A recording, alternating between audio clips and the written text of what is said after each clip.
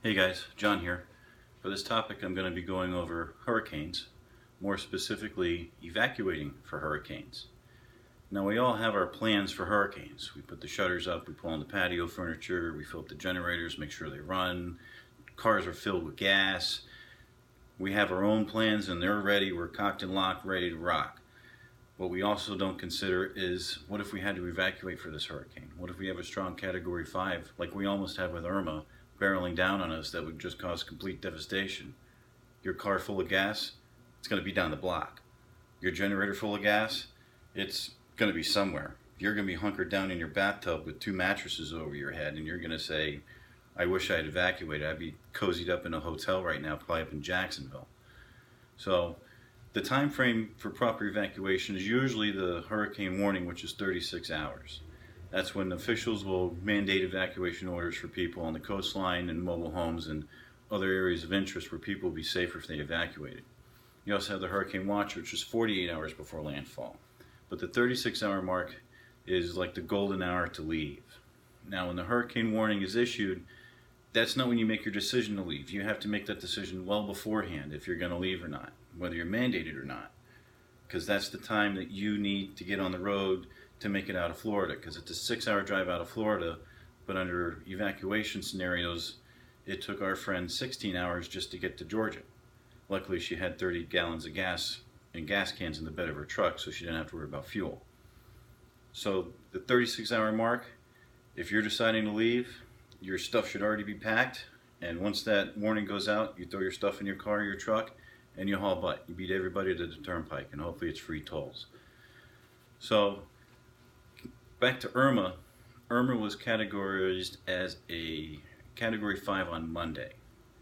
Now myself, I was getting recalled for this hurricane, and my first thought was, I'm not having my family stay in this little apartment for a Cat 5. They're gone. I told my wife this, she's packing up the kids, I'm filling up the truck with all of our stuff, whatever we can't replace, and she's gone. We have renter's insurance, so I'll just replace everything else. She said no, she was reluctant. Well, here comes Thursday, when we were issued a hurricane watch, and that's when she hit panic mode and said, you know what, I want to get out of here. But I told her it's too late, the window has passed. You're going to be on the road with everybody else, including her friend that took 16 hours to get to Georgia. You should have left probably Tuesday is when you should have been gone. Just make the 12-hour drive to Tennessee, and you just wait it out until I call you. So back to your evacuation plan. What you need to have is, when are you going to leave? You want to make sure you beat the traffic, because you don't want to be spending hours in line on the turnpike and you drive 20 miles and now you're out of gas because you've been sitting for 6 hours. And you want to make sure you bring the proper supplies. The biggest thing is you have to have a game plan. Where are you going? Where are you staying in between? Are you going to be able to make it there on a tank of gas? And are you going to be able to make the drive, period? Like my wife, it's a 12-hour drive to Tennessee, and that's 2 o'clock in the morning. Would she be able to make the 12-hour drive, or would she have to stop somewhere? So these are the things you have to consider.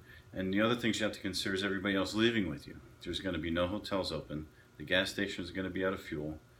So like my friend that works for Fort Lauderdale, he sent his wife up in the pickup truck with about 30 gallons of gas and gas cans in the back of the truck, and she used about half of it to get to Georgia 16 hours later.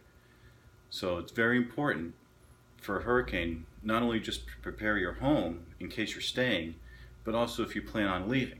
So this includes shutting off your circuit breakers for electrical surges. So that way, in case it does blow by and your home is spared, none of your electronics are fried from surges. So you'd probably turn off your electrical breakers, turn off your AC, and if you have gas or water to your house, I'd probably turn that off as well, just in case you come back to a slab of concrete, there's not gas leaking everywhere. Like I said, it was 2017 for Irma, 6.5 million people were evacuated.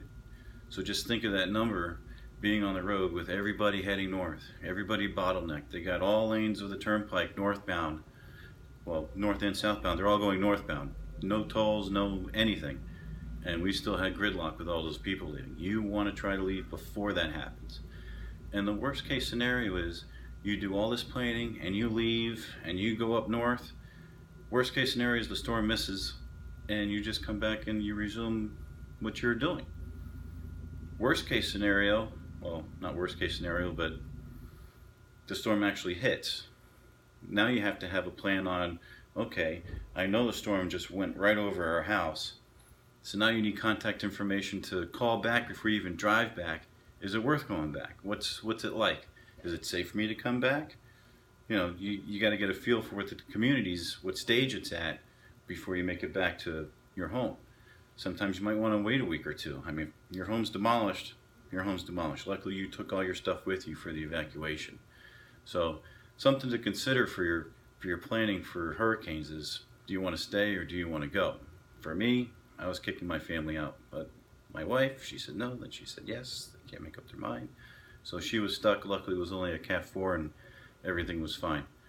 So other than that, you guys have a good evening.